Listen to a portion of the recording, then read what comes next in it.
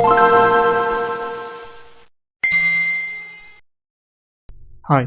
I'm Rowe, EvE partner. Recently, there was a private tech demo of the upcoming first-person shooter EvE Vanguard. Vanguard is a new extraction FPS game developed by CCP Games and linked into the EvE Online universe. I'm going to be going over everything that you need to know about the game to get you started. Before I begin, I've linked a very high-quality new player PDF guide in the description of this video. You should definitely check out.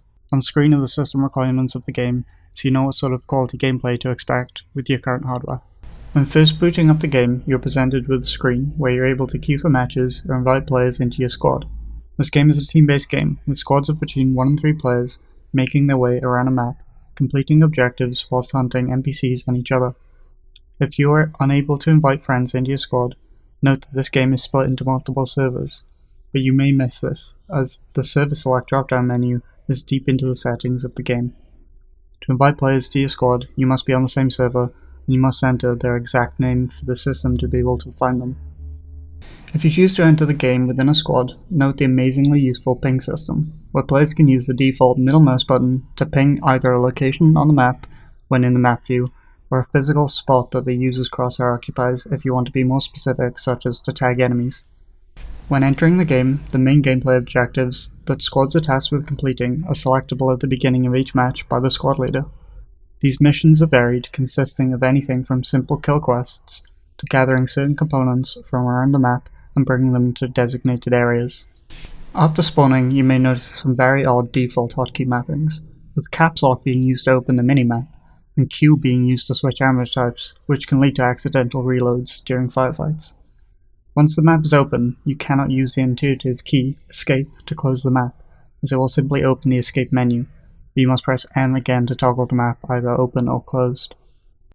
The NPCs that exist in the game will roam around the map, usually in groups of up to 3. Note that sometimes the NPC players can be realistic enough to convince others that they are another real enemy team, but other times may simply not respond at all even when shot. Given this is still in early stages of development, don't take this issue too seriously, as the potential for great AI seems to be there. Static NPC turrets also exist, but because they don't move, are very easy to miss as they can blend into the environment. They also pose no real threat to the player, but will give away your position to other enemy teams when you shoot it or it shoots you, which can be rather frustrating. The game features a very heavy player highlighting system when aiming down the sight of your primary weapon. This is such an extreme system in its current implementation that I found myself walking around the map permanently zoomed in, so I could see players across the map extremely easily, making target acquisition trivial. This makes any form of stealth mostly irrelevant, as if an enemy player even looks in your general direction while ADSing, you will be immediately spotted. Your primary means of dealing with other players and NPCs is your primary weapon, a basic automatic rifle. Although not directly customizable yet, you have the ability to switch between different ammo types, kinetic and energy, with each ammo type dealing more damage to the player's HP pool and shields respectively, and also requiring different crafting components to make. Your HP pool is permanent and can only be healed by using the limited resource biomass, but your shields are rapidly regenerating when outside of combat after only a few seconds. Ideally, you should have both types of ammo being used within a squad if you have enough squad members to do so, but because of how strong shields are in the meta currently, the energy ammo is the way to go if you can afford to craft it. When moving around the map, loot containers can be found plentifully, and allow the player to loot basic crafting components. These components can be used in the crafting menu to create ammo for your primary weapon, basic items such as deployable shields, or mission-related items such as extraction beacons that allow you to exit the current map back to the main menu with your loot. Alongside crafting components, one of the main resources in the game is biomass. Biomass is looted mostly from bodies of NPCs or other players that have died, but you can also sometimes rarely find biomass in loot containers around the map. Biomass is used to heal your HP pool at the cost of 25 biomass per 25 HP, as well as to buy new clones at the cost of 100 biomass total. Buying new clones from clone-based stations that can be found at site locations around the map allows you or your team members to respawn upon death. One thing to note about interacting with any station around the map, both mission-related and clone respawn bays, is that you seem to need to deposit the entire amount of a required component or biomass into the station at one given time. This means that if you are in a squad of players, it is highly recommended to have one player pick up most of the biomass to meet the 100 biomass requirement to buy new clones to allow the respawning of teammates as soon as possible. Regarding the performance, the game ran at a pitiful 50 FPS when first booting the game, with a 12-core 3900X and an undervolted 2080.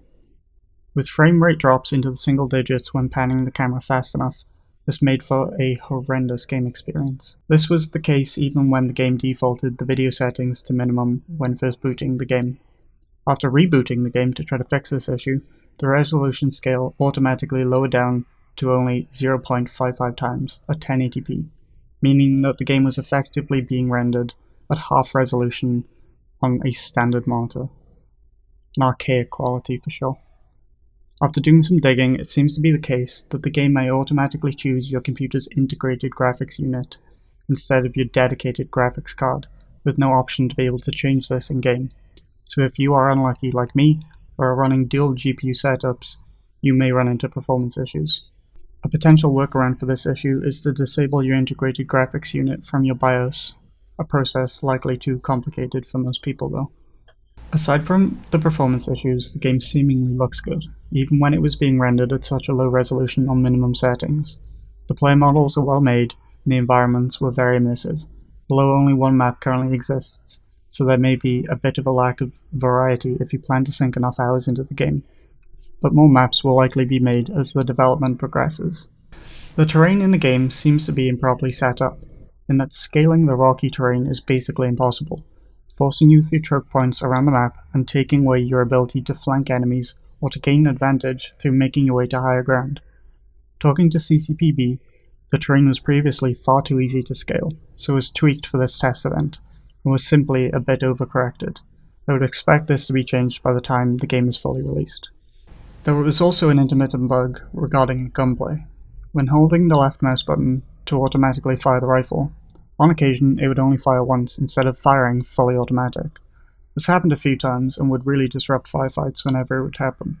As stated, most things are subject to change, as the game is still very early on in development.